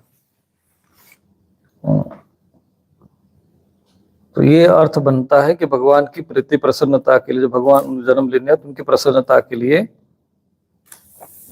देवांगनाएं और सुर और स्त्रियां, ये दोनों इसमें आएगा कि देवता और उनकी स्त्रियां जन्म ग्रहण करें, ये दोनों ये अर्थ बनेगा यहाँ। सुर स्त्रिय का अर्थ देवता और स्त्रियां, क्योंकि केवल स्त्रियां ही जन्म ले, ये भी थोड़ा कहना जो है इस श्लोक का गलत अर्थ हो जाएगा। तो इसलिए सुर और स्त्रिय, तो यहाँ सुर माने सुर भी होगा और उनकी स्त्रियां जन्म ले, तत्प्रियार्थ मतलब उनकी प्रसन्नता के लिए, क्योंकि यहाँ पर भगवान श्री कृष्ण का ही वर्णन हो रहा है, द्विवचन नहीं है। इसलिए यहाँ पर राधा जी का नाम लेना या प्रियतमा कह के उनका सब जोड़ देना। इसीलिए कभी कभी लोग जो है जब हिंदी अनुवाद करते समय पढ़ते समय ये जो इनके दिमाग में को रहता है वो चीजें वहां पर हिंदी अनुवाद में डाल देते हैं, और संस्कृत के श्लोक का वो, क्योंकि सामान्य व्यक्ति इतनी गहराई में जाएगा नहीं, तो वो उसका जैसा हिंदी में दिया वैसे ही सोचेगा कि हाँ ऐसे ही होगा। अभी जैसे कुछ लोगों ने वहाँ खाटू श्याम के विषय में भी एक बार ऐसे ही लिखा था कि नहीं, वो भगवान कृष्ण ने उनको कहा है कि वो मेरे नाम से तुम पूजे जाओगे, क्योंकि श्याम शब्द जोड़ना, श्याम शब्द को सिद्ध करना था वहां पर। स्कंद पुराण का उदाहरण दे दे, स्कंद पुराण में ऐसा लिखा, और श्लोक का अर्थ कुछ और था, वो अर्थ कुछ इन्होंने लिखा दूसरा लगा दिया। और बाद में जब इस पर हम चर्चा हुई तो सारे लोग फिर अपने कोने में चले गए। इस तरीके से ये लोग श्लोकों के भी अर्थ गलत लगाते। भगवान पुरुष परम, तो यहाँ पे तत्प्रियार्थम, यहाँ पे संभवतः सुर स्त्रिया, सुर की स्त्रिया और सुर, ऐसे दोनों अर्थ लेना चाहिए। स्वयं प्रकाश भगवान शेष भी जो भगवान की कला होने के कारण अनंत हैं और जिनके सहस्त्र मुख है, भगवान के प्रिय कार्य करने के लिए उनसे पहले ही उनके बड़े भाई के रूप में अवतार ग्रहण करेंगे। वासुदेव कलानंत सहस्त्र वदन स्वराट अग्रतो भविता देवो हरे प्रिय चिकीर्षया, भगवान का प्रिय कार्य करने के लिए, वही बात है ना, उनका प्रिय कार्य करने के लिए और उनके प्रसन्न करने के लिए, स्त्री का उनको प्रसन्न करने के लिए और उनका प्रिय कार्य करने के लिए अवतार ग्रहण करेंगे। भगवान की वो ऐश्वर्यशालिनी योग माया जिसने सारे जगत को मोहित कर रखा है, विष्णुर माया भगवती यया सम्मोहितम जगत आदिष्टा प्रवणांशेन कार्यार्थे संभविष्यति। तो वो योग माया विष्णुर माया भगवती यया सम्मोहितम जगत, जिसके द्वारा ये सारा जगत सम्मोहित है। अब वो जिस माया ने सबको मोहित करके रखा है, सबको पता तो, पर वो ऐसी माया है कि जो जिसने सबको मोहित तो कर रखा है, सबको पता है कि हम अज्ञान के कारण सब मोहित हुए, लेकिन जो मोहित करने वाली माया वो दिखाई नहीं देती है। तो वो कहते हैं कि वह भी उनकी आज्ञा से उनकी लीला के कार्य संपन्न करने के लिए अंश रूप में अवतार ग्रहण करेगी। प्रवणांशेन, प्रभु के अंश से, अंश रूप से वो ग्रहण करेगी। श्री सुखदेव जी कहते हैं, परीक्षित, प्रजापतियों के स्वामी भगवान ब्रह्मा जी ने देवताओं को इस प्रकार आज्ञा दी और पृथ्वी को समझा बुझाकर ढाढ़स बधाया। इसके बाद वे अपने परम धाम को चले गए। प्राचीन काल में यदुवंशी राजा थे सूरसेन। वे मथुरापुरी में रहकर माथुर मंडल और सुरसेन मंडल का राज्य शासन करते थे। सुरसेन नाम के जो राजा थे तो वो मथुरा में रहते थे। उस समय से मथुरा ही समस्त यदुवंशी नरपतियों की राजधानी हो गई। यदुवंशी का अर्थ होता है जो यदु राजा हुए चंद्रवंश में, उनके वंश के जितने भी लोग हुए यदु के उपरांत, ये सारे चंद्रवंश में आते हैं, वो यदुवंशी कहलाए।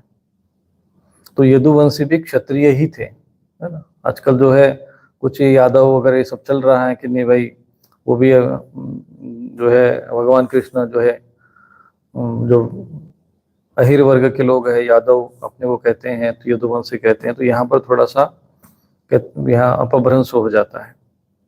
तो वास्तव में यदु का अर्थ एक क्षत्रिय राजा थे, और जो ग्वाल आदि थे वो वैश्य वर्ग के वर्ण के अंतर्गत आते थे, वर्ग के अंतर्गत आते थे। उस समय से मथुरा ही समस्त यदुवंशीय नरपतियों की राजधानी हो गई थी।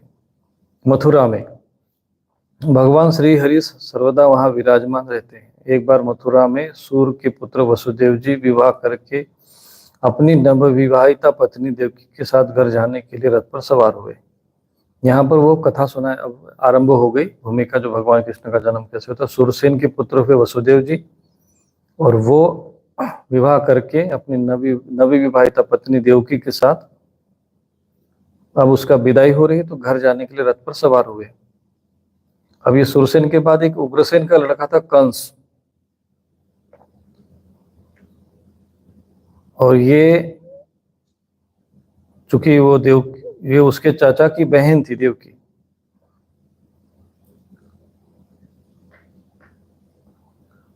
उसने अपनी चचेरी बहन देवकी को प्रसन्न करने के लिए उसके रथ के घोड़ों की रास पकड़ ली थी ना। घोड़े की जो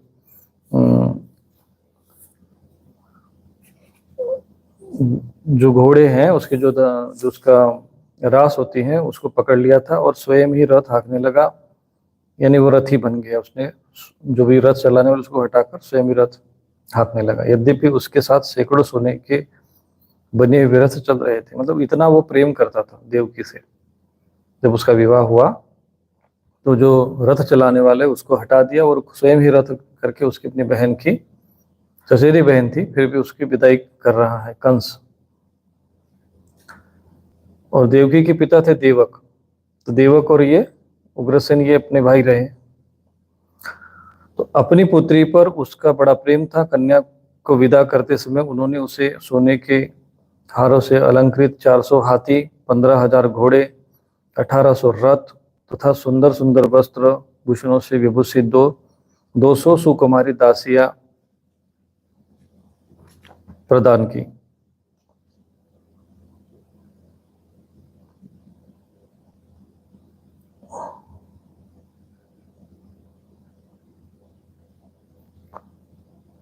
तो इस प्रकार से यहाँ पर दहेज शब्द आया है। दहेज शब्द यहाँ पर श्लोक में नहीं है, ठीक है। तो दहेज में प्रदान की ऐसा इसमें नहीं आता है। दुहितृदेव का प्रादात यानी दुहितृवत्सल,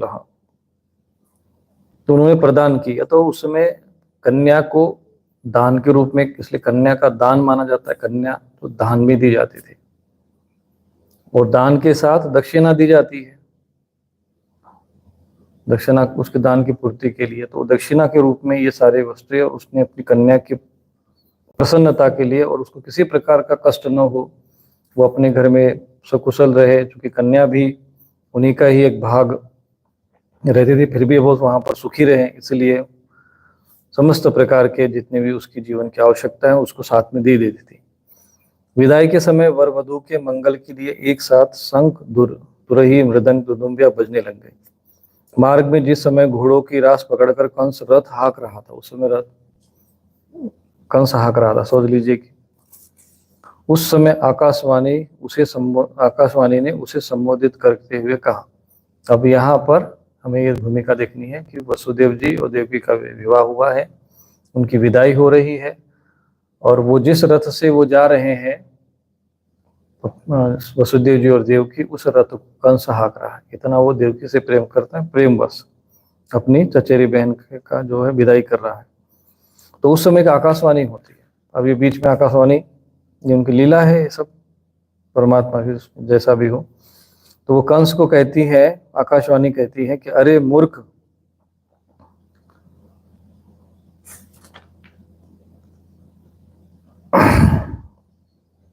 जिसको तू रथ में बिठा कर लिए जा रहा है, उसके 8वें गर्भ की संतान तुझे मार डालेगी। कहते हैं कि तू जिसको विदाई कर रहा है, उसी देवकी की जो 8वीं संतान है तुझे मार डालेंगे। तो वहां से आकाशवाणी होगी, क्योंकि उस समय आकाशवाणी हुआ करती थी। तो उस समय उसको लगा कि ये सत्य हो रहा है। कंस बड़ा पापी था, उसकी दुष्टता की सीमा नहीं। वैसे था तो पापी, लेकिन पापी भी की भी तो अपने बहन, परिवार, माता पिता, सगे संबंधियों से प्रेम तो रखता ही है, लेकिन अपना स्वार्थ प्रथम होता है उसके लिए। तो उसके वो दुष्ट था भी था, पापी भी था, सीमा नहीं थी। वो भोज वंश का कलंकी था। आकाशवाणी सुनते ही उसने तलवार खींच ली जब, और अपनी बहन की चोटी पकड़कर उसे मारने के लिए तैयार हो गया। लेकिन जैसे उसने आकाशवाणी सुनी, तो वो जो प्रेम था उसका 1 मिनट में ही समाप्त हो गया। वो आकाशवाणी सत्य है कि असत्य है, ऐसे लोग जो राक्षस और पिशाच बुद्धि के लोग होते हैं, बिना सोचे समझे किसी ने कुछ कह दिया तो तुरंत सुन लेते हैं वो बात। तो इसलिए ऐसे विवेक बुद्धि से काम लेना चाहिए, ऐसे राक्षसों की तरह कार्य नहीं करना चाहिए। तो जैसे ही उसने सुना कि आकाशवाणी कह रही है, अब आकाशवाणी सत्य है कि न सत्य है, कोई विचार नहीं किया, लेकिन उसको लगा कि हाँ, आकाशवाणी सत्य है और उसके कारण इसका जो गर्भ होगा जो मेरी मृत्यु का कारण बनेगा। यदि ये बात भविष्यवाणी सत्य में ऐसा होना है, तो फिर हम ऐसा करते हैं कि इस देवकी को ही मार देते हैं, क्योंकि देवकी मर जाएगी तो न ये तो पुत्र ही नहीं होगा, तो फिर मेरी मृत्यु नहीं होगी और मैं इस प्रकार से अमर बन जाऊंगा। तो वहां पर उसकी बहन का प्रेम समाप्त हो गया, क्योंकि अपना स्वार्थ, ऐसे जो राक्षसी प्रकृति के होते हैं, जो दुष्ट व्यक्ति होते हैं, उनके लिए स्वार्थ प्रथम होता है।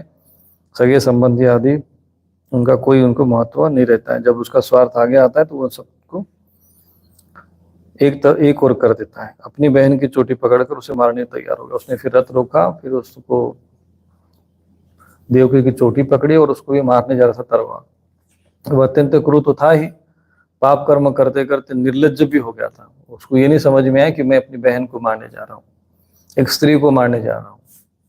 बस उसको इतना समझ में आया कि ये देवकी बस जैसे आकाशवाणी हुई है, तो उसका शरीर कांपने लगा, उसको डर, और उसको लगा कि अब ये इसी से मृत्यु का कारण बने, तो उसको मार डालो उसको।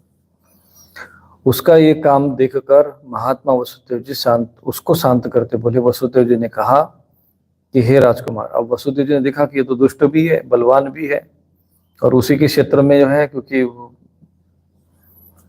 वो विवाह करने के लिए वहां पर वो आए हुए थे। तो कहते हैं कि आप भोज वंश में, ये भोज वंश में उत्पन्न हुआ था ये, और भगवान जो हुए वो वृष्णि वंश में हुए। इसने भगवान कहते वृष्णि न वासुदेव, कंस भोज वंश में हुआ। आप भोज वंश के होनार वंशधर और अपने कुल की कीर्ति बढ़ाने वाले हैं, बड़े बड़े। अब उसकी प्रशंसा करने लगे हो, क्योंकि अब वो दुष्ट व्यक्ति है, और अब उसका चूंकि पत्नी होने के नाते उसकी रक्षा करना, उसकी देवकी की रक्षा करना वसुदेव जी की जो है वहां पर उस समय धर्म बनता था, इसलिए उसने उनकी प्रशंसा की। बड़े बड़े सुरवीर आपके गुणों का सराहना करते हैं। अब करेंगे आपके गुणों की सराहना करते हैं। इधर ये जो देव जिसको आप मारने जा रहे हैं, वो तो एक तो है स्त्री, दूसरी आपकी बहन, और तीसरी ये विवाह का अवसर, शुभ अवसर। एक तो वो स्त्री है और फिर आप सुरवीर हैं। वीर तो पहले वैसे भी स्त्रियों को हत्या वध नहीं करते हैं। दूसरी फिर आपकी बहन है, और तीसरा ये अभी शुभ विवाह का शुभ अवसर है। ऐसी स्थिति में आप इसे कैसे मार सकते हैं? हे वीरवर, जो जन्म लेते हैं उनके शरीर के साथ ही मृत्यु भी उत्पन्न होती है, आज हो या 100 वर्ष के बाद। जो प्राणी है उसकी मृत्यु होगी ही। जब शरीर का अंत हो जाता है, तब जीव अपने कर्मों के अनुसार दूसरे शरीर को ग्रहण करके अपने पहले शरीर को छोड़ देता है। क्योंकि ये महात्मा वसुदेव जी धर्म गए थे, तो उन्होंने सारा ज्ञान बता रहे। उसे विवश होकर ऐसा करना पड़ता है। जैसे चलते समय मनुष्य एक पैर जमा कर ही दूसरा पैर उठाता है, वैसे ही जीव किसी अगले तिनके को पकड़ लेते हैं, तब पकड़े हुए तिनके को छोड़ते हैं। वैसे ही जीव भी अपने कर्मों के अनुसार किसी शरीर को प्राप्त करने के बाद इस शरीर को छोड़ता है। जैसे कोई पुरुष जागृत अवस्था में राजा के ऐश्वर्य को देखकर और इंद्रादि के ऐश्वर्य सुनकर उसकी अभिलाषा करते हैं, उसका चिंतन करते करते उन्हीं बातों में घुल मिलकर एक हो जाता है, तथा स्वप्न में अपने को राजा या इंद्र के रूप में अनुभव करने लगता है। साथ ही अपने दरिद्र अवस्था के शरीर को भूल जाता है। कभी कभी तो जागृत अवस्था में ही मन ही मन उन बातों का चिंतन करते करते तन्मय हो जाता है, और उसे स्थूल शरीर की सुधि नहीं रहती।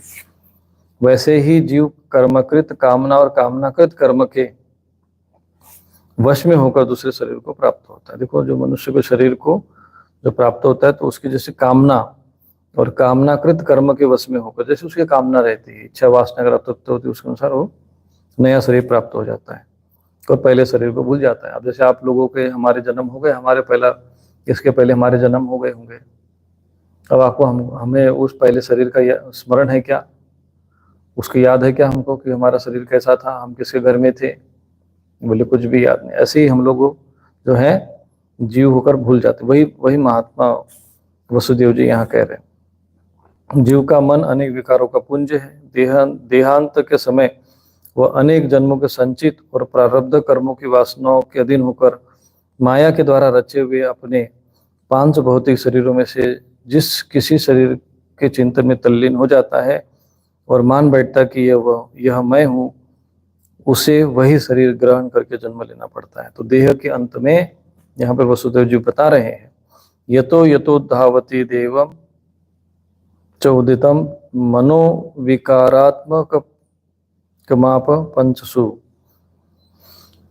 तो ये जो जीव है देह के अंत में संचित और प्रारब्ध कर्मों की वासना के अधीन होकर, तो हमारे जो संचित और प्रारब्ध कर्म की वासना जो कर्म हो चुके हैं उसके अधीन होकर माया के द्वारा रचे हुए अनेक पंचमा भौतिक शरीर में, अब जैसे अंतकाल में जिस शरीर का चिंतन करते हुए शरीर छोड़ता है,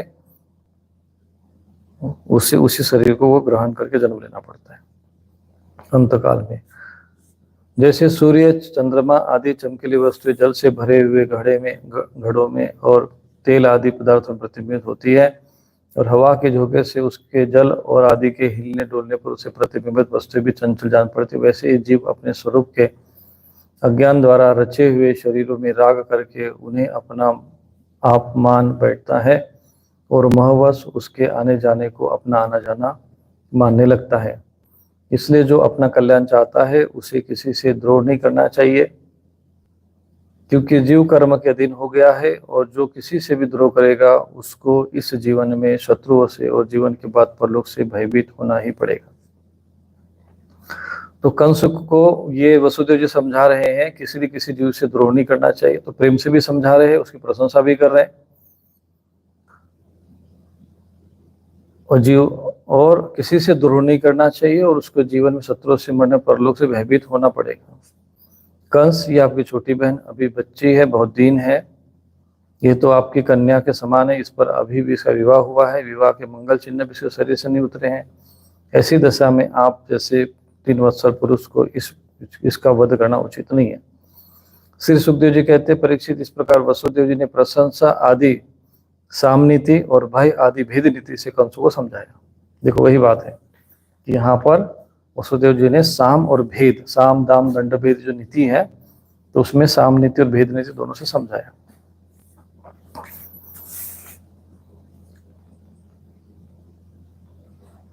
परंतु वह क्रूर तो राक्षसों का अनुयायी हो रहा था, इसलिए उसने अपने गो संकल्प को नहीं छोड़ा और वसुदेव जी ने कंस का विकट हट देखकर विचार किया कि किस प्रकार इस समय को टाल देना चाहिए।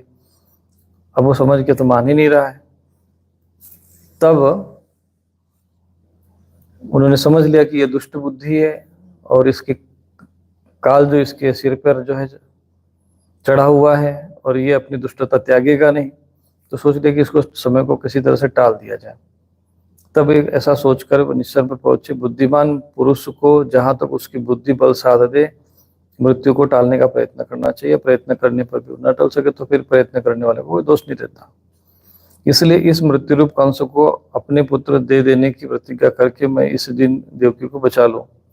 यदि मेरे लड़के होंगे और तब तक ये कंस स्वयं नहीं मर जाएगा तब क्या होगा? संभव है उल्टा ही हो, मेरा लड़का इसे मार डाले, क्योंकि विधाता के विधान का पार पाना बहुत कठिन है। तो मृत्यु सामने आकर भी टल जाती है और टली हुई भी लौट जाती है। जिस समय वन में आग लगती है उस समय कौन सी लकड़ी जले और कौन सी न जले, दूर की जल जाए अथवा पास की न बची रहे, इन सब बातों में अदृष्ट के सिवा और कोई कारण नहीं होता। वैसे ही किस प्राणी का कौन सा शरीर बना रहेगा और किस हेतु से कौन सा शरीर नष्ट हो जाएगा, इस बात का पता लगा लेना बहुत कठिन है। अपनी बुद्धि के अनुसार ऐसा निश्चय करके वसुदेव जी ने बहुत सम्मान के साथ पापी कंस की फिर प्रशंसा की।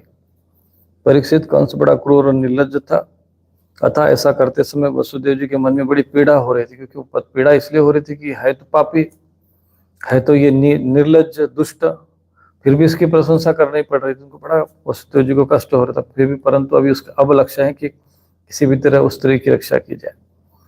फिर उन्होंने अपने ऊपर से अपने मुख कमल प्रफुल्लित करके हंसते हुए कहा, फिर अब ऊपर से चेहरा बनाकर कहते हैं, वसुदेव जी ने कहा कि सौम्य, आपको देवकी से तो कोई भय है ही नहीं, जैसा कि आकाशवाणी ने कहा भय है पुत्रों से, तो सो इसके पुत्र मैं आपको लाकर सौंप दूंगा।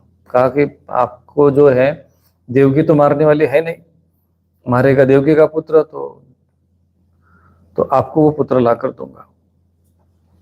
श्री सुखदेव जी कहते हैं कि परीक्षित, कंस जानता था कि वसुदेव जी के वचन झूठे नहीं होते और इन्होंने जो कुछ कहा वो युक्त संगत भी है। अगर मान लो हम मार भी देते हैं तो बात तो ठीक है, हमारी तो जो शत्रुता जो है उसके पुत्र के साथ है, और अगर मैं, और ये वसुदेव असत्य बोलेगा नहीं, क्योंकि वसुदेव जी के बारे में कहा जाता था कि वो सत्य का वचन, वो सत्यवादी थे। तो इसलिए दूसरा ये है कि अगर देवकी को मार दे तो ये पूरे समाज में अपयश रहेगा कि अपने स्वार्थ में इसने अपनी बहन को ही मार दिया, एक स्त्री का वध कर दिया, तो मेरा जो है सम्मान भी जाएगा। तो बड़ा चिंतन में पड़ गया वो, और इसलिए उसने अपनी बहन देवकी को मारने का विचार छोड़ दिया, जिससे वसुदेव जी बहुत प्रसन्न हुए और उसकी प्रशंसा करके अपने घर चले गए। और देवकी को छोड़ दिया, फिर वसुदेव अपने घर में चले गए। देवकी बड़ी सती साध्वी थी, सारे देवता उसके शरीर में निवास करते थे। समय आने पर देवकी के गर्भ से प्रतिवर्ष एक एक करके 8 पुत्र तथा 1 कन्या उत्पन्न हुई। पहले पुत्र का नाम था कीर्तिमान। वसुदेव जी ने उसे लाकर कंस को दे दिया। ऐसा करते समय उन्हें कष्ट तो हुआ, परंतु उससे भी बड़ा कष्ट उन्हें इस बात का था कि कहीं मेरे वचन झूठे न हो जाए। परीक्षित, सत्य संग पुरुष बड़े से बड़ा कष्ट सह लेते हैं, ज्ञानियों की बात की अपेक्षा नहीं होती। नीच पुरुष बुरे से बुरे काम वही कर सकते हैं, और जो जितेंद्रिय है, जिन्होंने भगवान के हृदय में धारण कर, वे सब कुछ त्याग सकते हैं। तो यहाँ पर वो कहते हैं कि किम न दुसहम नु साधुनाम विदुषाम किम अपेक्षितम किम कार्य कदर्याणाम दुरस्तम किम तथात्ममान। ये 58वां श्लोक कहते हैं कि जो साधु पुरुष, सज्जन पुरुष बड़े से बड़ा कष्ट सह लेते हैं, और ज्ञानी पुरुष को विदुषाम किम अपेक्षितम, और ज्ञानी पुरुषों को किसी की अपेक्षा नहीं होती। जो आत्मा में स्थित उनको किसकी अपेक्षा रहेगी। और नीच पुरुष किम कार्य कदर्याणाम, जो नीच पुरुष होते, दुष्ट पुरुष होते, वो कोई भी, कौन सा वो कार्य ऐसा है जो नहीं कर सकते, कोई भी नीचता वो कर सकते, दुष्ट पुरुष। और जो जितेंद्रिय है, जिन्होंने भगवान के हृदय को धारण करे, वे सब कुछ त्याग सकते हैं। दुरस्त्यम किम दत्तात्मा नाम, कि जो जितेंद्रिय होते हैं वो समय आने पर राज पाठ प्राण सब कुछ अपने वचन के आगे, प्राण जाए पर वचन न जाए, सब कुछ त्याग सकते हैं। यहाँ पर सुखदेव जी कहते हैं, जब कंस ने देखा कि वसुदेव जी अपने पुत्र के जीवन और मृत्यु में समान भाव है एवं वे सत्य में पूर्ण निष्ठावान है, तब वो बहुत प्रसन्न हुआ और उसने हंसकर बोला, वसुदेव जी, आप इस नन्हे से सुकुमार बालक को ले जाइए। अब वसुदेव जी ने कहा कि भाई, जब देखा कंस भी थोड़ा था कि नहीं तो सत्यवादी है ही है, आप इस नन्हे से बालक को ले जाए, क्योंकि कितना भी हो तो बालक को मारने में किसी भी क्रूर से क्रूर मनुष्य की आत्मा भी कांप जाएगी। लेकिन कुछ ऐसे महानीच होते हैं कि आप कल्पना नहीं कर सकता। दुर्भाग्य से ऐसे नीच लोग जो हैं इस समय भारत भूमि में खूब अधिक मात्रा में भ्रमण कर रहे हैं। और मुझे कोई भय नहीं है, क्योंकि आकाशवाणी ने ऐसा ही कहा था कि देवकी के 8वें गर्भ से उत्पन्न संतान के द्वारा मेरी मृत्यु हुई। तो बोले 8वें गर्भ से मृत्यु हुई, इनसे कोई लेना देना नहीं। वसुदेव जी को बड़ी प्रसन्नता हुई। वसुदेव ने कहा कि ठीक है, और अपने बालों को लेकर लौट गए। परंतु उन्हें मालूम था कि कंस बड़ा दुष्ट है और उसका मन उसके हाथ में नहीं है, वो किसी भी क्षण बदल सकता है। इसलिए उन्होंने उसकी बात पर विश्वास नहीं, जान गया कि ये दुष्ट आदमी है। दुष्ट व्यक्ति का मन का कोई ठिकाना नहीं होता। दुष्ट व्यक्ति कब कौन सा कार्य कर देगा कोई कहा नहीं जा सकता। ये दुष्ट व्यक्ति के लक्षण होते हैं। और आज अभी अभी वो कुछ कह रहा है, कभी कल कुछ और कह देगा। परीक्षित, इधर भगवान नारद कंस के पास आए। अब इधर क्या हुआ कि भगवान नारद जी कंस के पास आए। जब देखा कि भाई ये तो इसने मारा नहीं, कंस के पास आए और बोले, कंस, व्रज में रहने वाले नंद आदि गोप, उनकी स्त्रियां, वसुदेव आदि वृष्णिवंशी यादव और देवकी आदि यदुवंश की स्त्रियां और नंद वसुदेव दोनों के सजाति बंधु बांधव और सगे संबंधी सबके सब देवता है। अब नारद जी ने उसको रहस्य बता दी कि सारे देवता लोग हैं। जो इस समय तुम्हारी सेवा कर रहे हैं वे भी देवता ही है। बोले कहा कि जो तुम्हारी सेवा करे वो भी देवता ही है। अब चूंकि नारद जी भी सत्यवादी थे तो कंस मान रहा है। उन्होंने ये भी बताया कि दैत्यों के कारण पृथ्वी का भार बढ़ गया, इसलिए देवताओं की ओर से अब उनके वध की तैयारी की जा रही। कहा कि देखो, जब दैत्यों का पृथ्वी का भार बढ़ गया, अब देवता की ओर से तुम्हारी जो है इन दैत्यों की वध की तैयारी की जा रही है। देवर्षि नारद जी उनको समझा रहे कंस को। जब देवर्षि नारद इतना कहकर चले गए, तब कंस को ये निश्चय हो गया कि यदुवंशी देवता है और देवकी के गर्भ से विष्णु भगवान ही मुझे मारने के लिए पैदा होने वाले। वो समझ गया कि सारे यदुवंशी देवता है और ये जो 8वां गर्भ वही है। इसलिए उसने देवकी और वसुदेव जी को हथकड़ी बेड़ी में जकड़कर कैद में डाल दिया और उन दोनों से जो जो पुत्र होते गए उन्हें वो मारता गया। उसे हर बार ये शंका बनी रहती थी कि कहीं ये विष्णु इसी बालक के रूप में ना आ जाए। उसको लगा कि ये तो भगवान विष्णु तो बहुत छल रूप में रहते हैं, कहीं ऐसा ना हो कि इसी बालक के रूप में ही आ जाए। तो उसने फिर सभी बालकों को मारना आरंभ किया। परीक्षित, पृथ्वी में यह बात देखी जाती है कि अपने प्राणों का ही पोषण करने वाला लोभी राजा अपने स्वार्थ के लिए माता पिता भाई बंधु और अपने अत्यंत हितैषी इष्टमन मित्र को भी हत्या कर डालते हैं। तो जो लोग यहाँ पे कहते हैं कि जो राजा होते हैं, ये देखे जाते हैं कि ऐसे लोभी राजा और अपने स्वार्थ के लिए जो दुष्ट होते हैं उनकी हत्या कर डालते हैं, ये देखा जाता है। कंस जानता था कि मैं पहले काल में भी असुर था और विष्णु ने मुझे मार डाला था। ये काल नेमी नाम का असुर था कंस, ये जानता था। बहुत से लोग कहते हैं कि कंस रावण ही कंस बना है। रावण जो है वो शिशुपाल, कुंभकर्ण, दंतवक्र बना है। जय विजय जो है वो शिशुपाल और दंतवक्र के रूप में आए थे। कंस के रूप में कालनेमी ने जन्म लिया था। कंस जानता था कि मैं पहले कालनेमी असुर था और विष्णु ने मुझे मार डाला था। इससे उसने यदुवंशियों से घोर विरोध ठान लिया, क्योंकि वो जान गया कि ये तो देवता है और मैं तो असुर हूं। और कंस बड़ा बलवान था। उसने यदु, भोज और अंधक वंश के अधिनायक अपने पिता उग्रसेन को भी कैद कर लिया और सुरसेन राज्य भी अधिग्रहित करके स्वयं राज्य करने लगा। तो अपने पिता को भी, यानी भोज वंश में, यदु वंश में और अंधक, ये तीनों वंश के राज्यों को उसने, जो वहां के जो राजा थे, उन सबको कैद कर लिया और वो स्वयं शासन करने लगा। तो ये इस प्रकार से वर्णन आता है।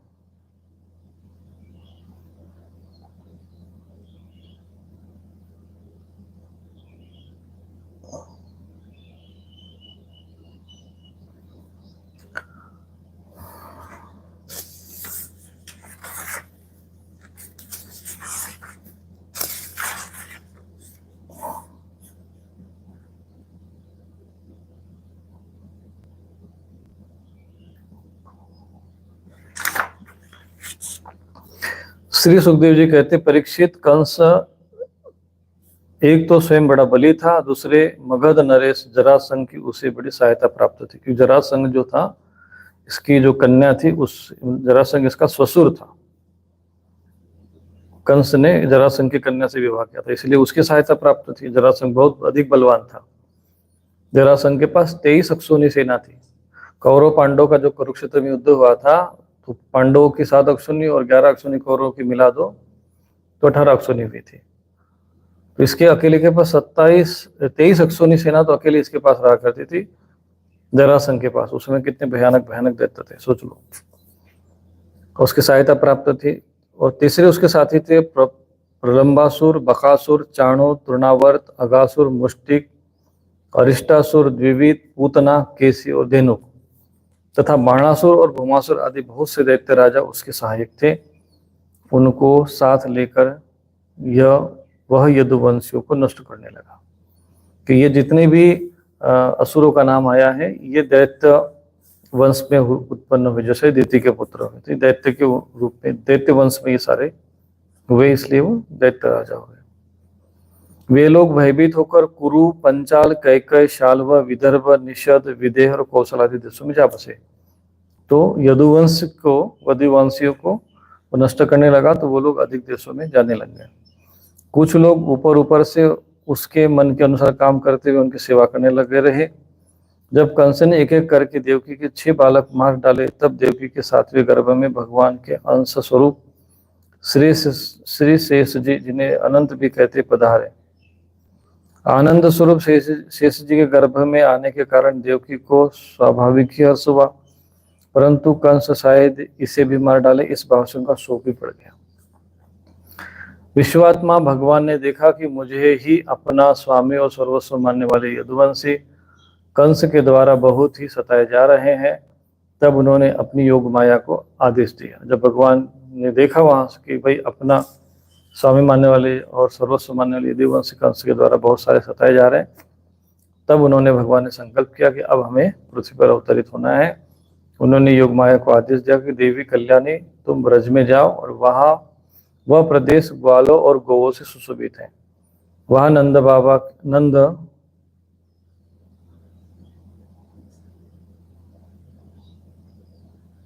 गोकुल रोहिणी वासुदेवस्य भार्यास्ते वंदन गोकुल।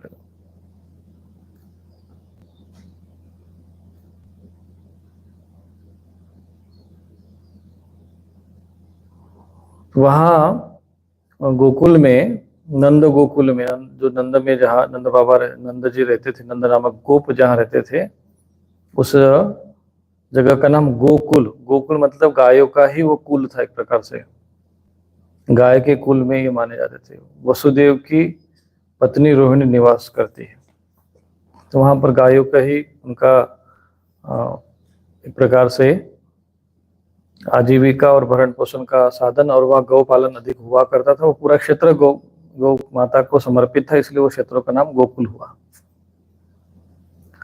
गोकुल में वसुदेव जी की पत्नी रोहिणी निवास करती है, और कहा कि वहां पर वसुदेव जी की पत्नी जो है रोहिणी निवास करती है, क्योंकि ये सारे लोग कंस के भय से वसुदेव जी की जो अन्य पत्नियां थी, क्योंकि उनको भी डर लगा कि कहीं कंस हमें भी न कैद में कर दे, कारागृह में न डाल दे, क्योंकि हो सकता है, क्योंकि उसको तो जब उनके पुत्रों को मार रहा है तो ये तो स्त्रियों को मार सकता है। तो वो गोकुल में छुपकर रहने लगी थी रोहिणी आदि पत्नियां।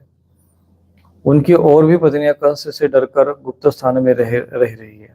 इस समय मेरा वो अंश, जिसे शेष कहते हैं, देवकी के उदर में गर्भ रूप में स्थित है, उसे वहां से निकालकर तुम रोहिणी के गर्भ में रख दो, रोहिणी के उदर में रख दे। कल्याणी, अब मैं अपने समस्त ज्ञान, बल और अंशों के साथ देवकी का पुत्र बनूंगा, और तुम नंद की पत्नी यशोदा के गर्भ से जन्म लेना। या नंद बाबा ऐसे शब्द आया, नंद पत्न्याम भविष्यसि प्राप्त से तुम यशोदायाम नंद पत्न्याम भविष्यसि। नंद की पत्नी यशोदा के गर्भ से जन्म लेना। भगवान यहाँ पे कहते कि अथ अहम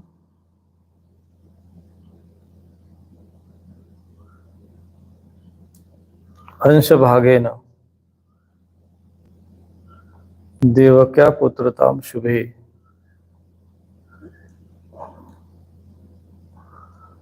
तो इस तरह से तुम नंद पत्नी के यहाँ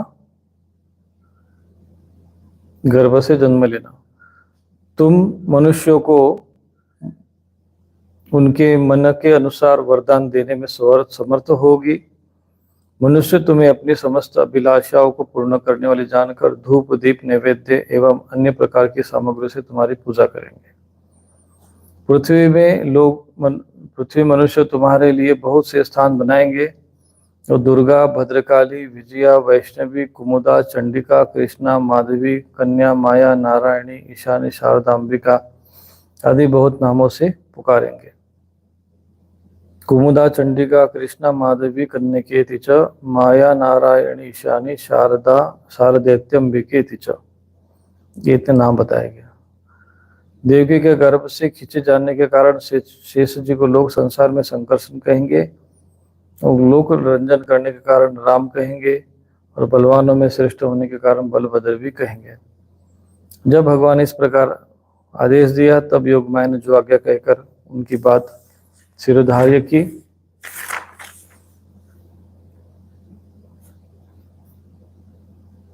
और उनकी परिक्रमा करके वे पृथ्वी लोक में चली आई, और भगवान ने जैसा कहा था वैसा ही किया। तब योगमाया ने देवकी का गर्भ ले जाकर रोहिणी के उदर में रख दिया। तब पूर्ववासी बड़े दुख के साथ आपस में कहने लगे, हाय बेचारी देवी का ये गर्भ तो नष्ट हो ही गया। तो इस प्रकार से वर्णन आता है। तो मैं विचार कर रहा हूं कि कल जो है इस विषय पर हम चर्चा करें, क्योंकि आज हम